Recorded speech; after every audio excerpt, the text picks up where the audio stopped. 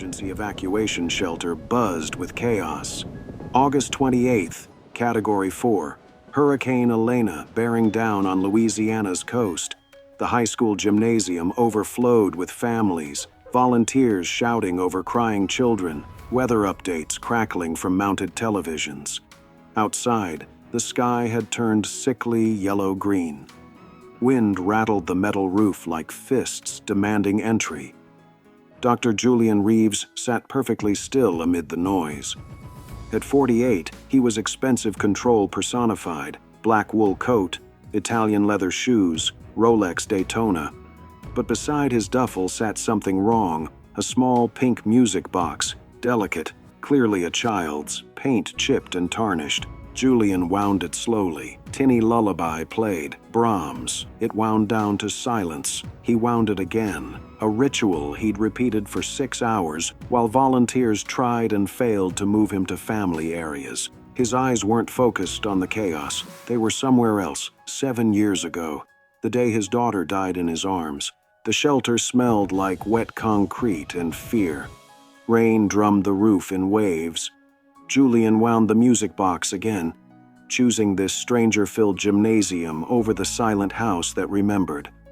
A small voice cut through. "Excuse me, mister, do you have extra socks?" Julian looked down. A little girl, 5 years old, stood before him. Dark curls plastered to brown skin, cheap cotton dress faded and wet, bare feet tracked with dirt, shivering. "My mama said to ask, but I can't find her now." His throat closed. This child, her age, the tilt of her head. Lily used to do that. "I don't have socks," he said roughly. "Oh," her face fell. "That's okay." She should have left. Instead, she climbed onto the bleacher beside him and pressed her cold body against his side. Julian froze. To observers, they looked like father and daughter. But they were strangers. This was wrong in every visible way. He should move, find her parent, remove himself. He didn't move. The little girl noticed the music box. "That's really pretty. Can I hold it?" Every instinct screamed no. This object was untouched for 7 years, but her small hands reached, and something in Julian broke enough to let her take it. She cradled it carefully, turned it over like spun glass. "My mama has one kinda like this, but it's broken. Can I wind it?" Julian nodded. She found the key, turned it with precision. The lullaby played. Her whole face lit up. "It's beautiful." She looked at him with enormous dark eyes. "Are you sad, mister?" "Yes." She nodded sagely. "Mama says feelings are like weather. They come and go, and you just gotta wait for sunshine." Julian's throat tightened. "Your mama sounds wise." "She is, but I can't find her." The words landed. Simple, terrified underneath. "What do you mean?" "We were checking in and lots of people came and everyone was pushing and Mama said hold my hand tight, but someone's bag hit me and when I looked up she was gone." Her hands gripped the music box tighter. "I've been looking, but there's so many people." "What's your name?" "Eliza. Eliza Rowan. I'm 5 3/4. "I'm Julian." "That's a fancy name. Are you fancy?" Despite everything, he almost smiled. "Some people might say that." "Mama says fancy doesn't mean better, just different." She leaned harder against him. "Are you scared?" "Of what?" "Anything." "Yes." "Being alone." She nodded. "Me too. That's why I'm glad I found you. Now we're both not alone." Something cracked in Julian's chest. "Let's find your mama together," he heard himself say. Eliza's face transformed. "Really?" She slipped her hand into his. Cold, small, trusting completely. They stood, to the world, father and daughter, but they weren't. They navigated the shelter slowly. Eliza chattered as they walked. "Mama works cleaning the fancy apartments downtown, Centennial Towers. She says the people there are really rich and have bathrooms bigger than our whole apartment." Julian knew Centennial Towers. His clinic was 2 blocks away. Luxury high-rises starting at $4,000 a month. What does your mama look like? Curly hair like me. Brown eyes. She's shorter than you, but everyone's shorter than you. They checked registration tables, medical station, food distribution. No sign of a frantic mother. People noticed them. Tall, expensive man, small, poor child. The racial and class difference visible. Some smiled, others looked longer, questioning. A security volunteer approached. "Sir, is this your daughter?" The question hung, loaded. Eliza's hand tightened in his. "Yes," Julian lied. The volunteer's eyes narrowed, moved between them. Then Eliza smiled up at him, guileless, and the woman softened. "She's precious." "I know." They got food. Eliza broke her sandwich in half, offered 1 piece to Julian. "Mama says sharing makes food taste better." This child with nothing offering half to someone with everything. He took it. "Thank you." They searched for 2 hours. No Amelia. Eliza's optimism cracking. "What if she left without me?" Julian knelt. "She didn't. I'm a father. I know that no parent leaves their child, not if they have a choice." His voice broke on choice because his daughter hadn't given him one. Then, a voice screaming across the gymnasium, "Eliza!"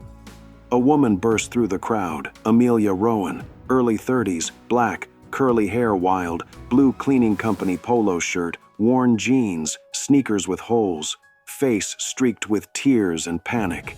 She'd been frantic, terrified, searching everywhere, being ignored because she was just another hysterical mother in chaos. When she saw Eliza with Julian, her face cycled through relief, fear, confusion. "Baby, oh God, baby!" She dropped to her knees. Eliza ran. They crashed together, Amelia sobbing, holding her daughter like she'd never let go. "I'm sorry, I tried to hold on." "It's okay, Mama. The fancy man helped me. He's nice." Amelia looked up. Her eyes, dark brown, beautiful even in terror, met Julian's. She took him in. Expensive coat, watch worth her yearly rent, polished, clearly wealthy, but gentle hands hovering near Eliza, the music box in his pocket, his eyes sad in a way she recognized. She stood slowly, extended her hand, rough from cleaning chemicals. "Thank you. I'm Amelia." He took it. "Julian Reeves." "Thank you for staying with her. I was losing my mind." She was very brave. The shelter coordinator announced over the loudspeaker, storm intensifying, overcrowding critical, overflow to secondary shelter 3 blocks away. Names read: Rowan, Eliza, secondary shelter, community center. Amelia's face fell. "Wait, I'm her mother. We need to stay together." "Ma'am, registration location?" "South entrance." "South stays here, north to secondary. We'll reunite when storm passes." "She's 5. I'm not sending my daughter." "Ma'am, 800 people, space for 400. Secondary shelter is safe, staffed. You'll reunite in hours, or leave and risk the storm." Amelia looked outside, wind screaming, trees horizontal, flooding, rising. Stay meant separating, leave meant risking death. Julian spoke. "I'll go with her." Both women looked at him. "I'm registered north. I'll stay with Eliza until you can get there." Amelia's dilemma: trust complete stranger with her daughter, or risk both their lives. She looked at Eliza, clinging to his hand, at his sad eyes. "I don't even know you." "No, but I give you my word." "What do you do?" "I'm a surgeon." Truth, but not whole truth. Her eyes filled. This was impossible. She knelt to Eliza. "Baby, you're going with Dr. Reeves. I'll come get you soon as they let me.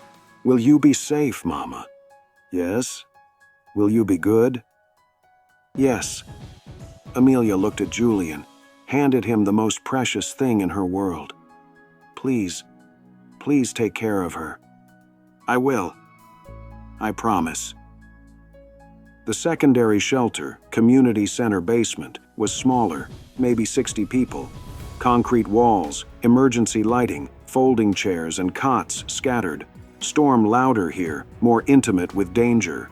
Julian set up 2 cots side by side. Red Cross brought sandwiches. Eliza offered half to Julian. They ate in comfortable silence. Evening came, lights dimmed. Eliza, in faded pajamas, climbed into her cot. "Will you stay awake, in case Mama comes?" "I'll stay awake. Mama sings before bed, but it's okay if you don't know songs." Long pause. Then Julian, voice rusty, hummed. The lullaby from the music box. He hasn't hummed it in 7 years. "That's pretty. It was your daughter's?" "Yes. Where is she?" "She died 7 years ago today." Eliza processed with child's brutal honesty. "Is that why you're sad?" "Yes." "Well, you're a good finder. Maybe you can find other lost things too." She fell asleep. Julian sat watching her breathe. Midnight. Storm peaked. Thunder cracked so loud the building shook. Eliza woke screaming. "I'm here!" Julian picked her up, held her. She wrapped arms around his neck, buried her face. He sat, held her like he'd held Lily, hummed, rocked. She fell asleep in his arms. He kept holding her, to anyone watching, father and daughter. But they weren't. He was a cosmetic surgeon making $500,000 giving rich women bigger breasts. She was a cleaning woman's daughter who couldn't afford shoes. He held this stranger's child, and it was the most honest thing he'd done in 7 years. 2 a.m. Eliza woke, still in his arms. "Can I wind the music box again?" He helped her. Lullaby played. "What was your daughter's name?" "Lily." "That's pretty. I'm 5 too." "I know. Did she die because she was sick?" "Yes. Her heart didn't work right. I'm a doctor, but I couldn't fix it." "That's the saddest thing ever." "Yes." She leaned against his chest. "Mama says when people die, they leave pieces in the people who loved them. So Lily's still in you." Julian's vision blurred, this child understanding him when no adult could. "Your mama is very wise. She cries sometimes when she thinks I'm asleep. I think she's scared but doesn't want me to know." His heart broke for Amelia. Sometimes the bravest people are the most scared. They just don't let it stop them. Eliza yawned. "Will you keep the music box after tonight?" "I don't know." "You should. So Lily knows you didn't forget." Dawn came, storm lessening, announcement main shelter sending vehicles, reunifications beginning. 7 a.m. doors burst open, Amelia, soaking wet, frantic. "Eliza!" They collided, Amelia sobbing, checking for injuries, kissing her daughter's face. "Are you okay? Were you scared?" "I'm okay." Dr. Reeves stayed awake all night and hummed songs and let me hold his daughter's music box. Amelia looked at Julian across the room. Something passed between them. She approached. "Thank you. I don't know how." "She was perfect. You've raised someone extraordinary." "I was so scared." "She was safe. Because you stayed. A stranger." "Not a stranger anymore." She smiled. Small. Real. "Can I ask something?" "Okay." "Why? Really?" Julian considered lying. Instead, "Because 7 years ago today, my daughter died. I came to this shelter because I didn't want to be alone remembering. Then your daughter asked if I was lost too, and I realized I have been, for a very long time." Amelia's face softened. "I'm sorry. I'm sorry you had to trust me without knowing me. I knew enough. People who love like that don't hurt children." The air charged between them. Red Cross announced breakfast. "Amelia, have you eaten?" "No." "Come on. Least I can do." They sat together. Styrofoam plates, watery coffee. Amelia ate fast while cutting Eliza's toast, multitasking. "So cosmetic surgery, like celebrities." "Mostly. It's lucrative, but it's not saving lives." "You're helping people feel better. That matters." Does it? When children need real care and can't afford it? She looked at him carefully. Sounds like you've thought about that. Every day. Storm passing, shelters reopening, buses arriving. I guess this is goodbye, Amelia said. Julian felt panic. He just found something, and now it's ending. Eliza tugged his hand. But you're our friend now. Amelia smiled sadly. Dr. Reeves is busy, honey. Julian pulled out a business card, crossed out clinic number, wrote personal cell. In case you need anything. Amelia took it, studied it, pulled out her phone, typed. I'll text so you have mine. They exchanged numbers, waited, significant. At the bus, Eliza hugged him fiercely. Thank you for not being lost anymore. Thank you for helping me. Amelia extended her hand. They held on longer than necessary. Thank you, Julian. Neither will I. The bus drove away. Julian stood alone, feeling the emptiness like a physical thing. But in his pocket, a phone number, and the beginning of something he couldn't name yet. 2 days later, text from Amelia. We made it home. Apartment has water damage, but we're okay. Thank you. Amelia and Eliza. Photo attached. Eliza asleep. Amelia's arm around her. Julian stared. Typed. I'm glad you're safe. Next day, package at his clinic. Child's drawing. 3 figures holding hands. Caption. Dr. Reeves, Mama, and me. Friends forever. Note from Amelia. Eliza wanted you to have this. She talks about you every day. Thank you for being there. Amelia. Julian pinned it to his office wall, beside his medical degrees. He couldn't stop thinking about $14 an hour, about Amelia cleaning toilets, about Eliza's bare feet. His friend Michael ran an internal medicine practice, needed office manager, $22 per hour, full benefits. Julian called. That position still open? Yeah, why? I know someone, extremely organized, excellent with people, works incredibly hard. Send her my way, Julian typed carefully. Amelia, job opportunity. Office manager, $22 per hour, benefits. Interested in coffee to discuss? Julian, 6 hours later. I don't need charity. His response, not charity, connection, coffee, 1 hour. 2 hours later, Saturday, 2 p.m., Saturday, coffee shop. Julian arrived early, nervous. 2:04. Amelia walked in, Eliza beside her.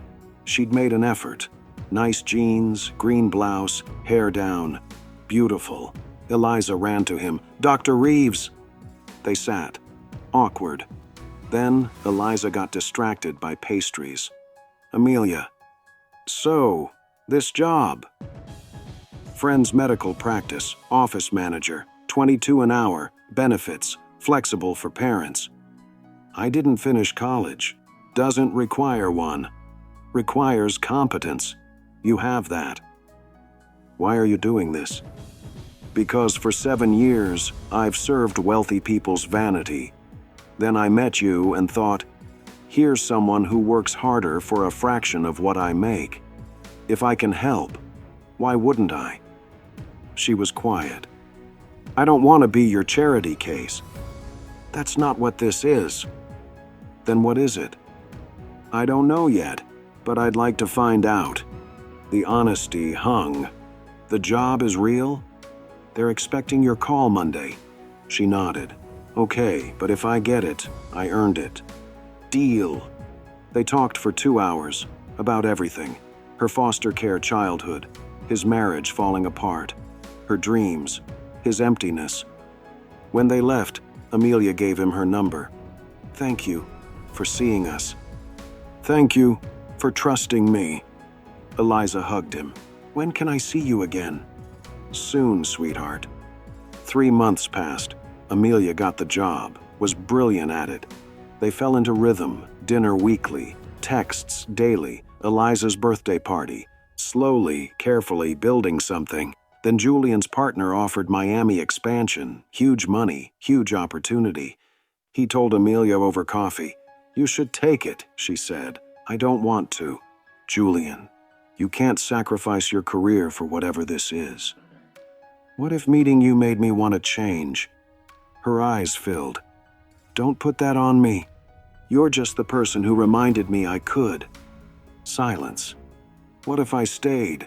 Started transitioning to reconstructive work, pro bono cases, children who need surgery. Your income would drop. I don't care. I have enough money. What I haven't had is purpose. You and Eliza reminded me what that feels like. She was crying. What if you resent me? What if this is the best thing that ever happened to me? She took his hand. First time she'd initiated touch. Okay, stay, but slowly, because this is terrifying. Neither do I, so we figure it out together. Julian turned down Miami, started his transition, pro bono reconstructive cases, children who needed surgery. His income dropped 40%, his purpose returned. 6 months later, helping Eliza with homework at Amelia's tiny apartment. 3 nights a week now, routine. One night, Amelia watching him teach fractions with Candy, Lily would be proud. His eyes filled. You think so? I know so. Later, Amelia and Julian on her threadbare couch, cheap wine, quiet. I need to tell you something, she said. Okay. I'm falling in love with you and it terrifies me. His heart stopped. Because you're older, richer, different. Because Eliza adores you and if this fails she'll be devastated. Because you see me, just me. And I don't know what to do with that. Julian took her hand. I'm falling in love with you too. Since you ran into that shelter terrified and still trusted me with your daughter. And it terrifies me too. Why? Because I thought I was done. Then you and Eliza reminded me life continues, that new chapters start in strange places. They were crying. I don't know how to do this, she whispered. Neither do I, together. He kissed her, soft, careful, real. When they pulled apart, she laughed. Eliza's going to be impossible. She's been asking when you'll be her real papa for months. What do you tell her? That love is patient, that showing up matters more than titles. They sat on her couch in her tiny apartment, and Julian thought, this is home. 1 year later, Hurricane Elena anniversary, community center memorial event. Julian, Amelia, and Eliza arrived together. Eliza was 6 now, growing, happy, thriving. Amelia was promoted, taking courses, saving, stable. Julian had transitioned his practice, founded nonprofit, Lily's Light, free surgeries for children, event coordinator. Would anyone like to share stories? Eliza tugged Julian's hand. Tell them about being lost and getting found. He took the microphone, looked at 200 faces. 1 year ago, I came to a shelter thinking I was waiting out a storm. Then a 5-year-old asked if I was lost too. People smiled. And the truth was, I was. I'd been lost 7 years. And this girl, he gestured to Eliza. She took my hand. And in helping her find her mother, she helped me find myself. He looked at Amelia. Her mother trusted me, a stranger, because sometimes trust is all we have. And sometimes the people we're meant to find show up in a hurricane and change everything. Applause. But Julian walked back to them. Eliza hugged him. That was perfect. They left together, drove through New Orleans, Eliza asleep in back, Amelia's hand in Julian's. You meant all that? She asked. Every word. Do you miss your old life? Sometimes I miss how simple it was, but simple can still be empty. And now? Now I have you. I have purpose. I'm not empty anymore. She squeezed his hand. Good. We're not letting you go. At Amelia's apartment, Julian carried sleeping Eliza upstairs, tucked her in bed. Night, Dr. Reeves, she mumbled. He kissed her forehead. Good night, sweetheart.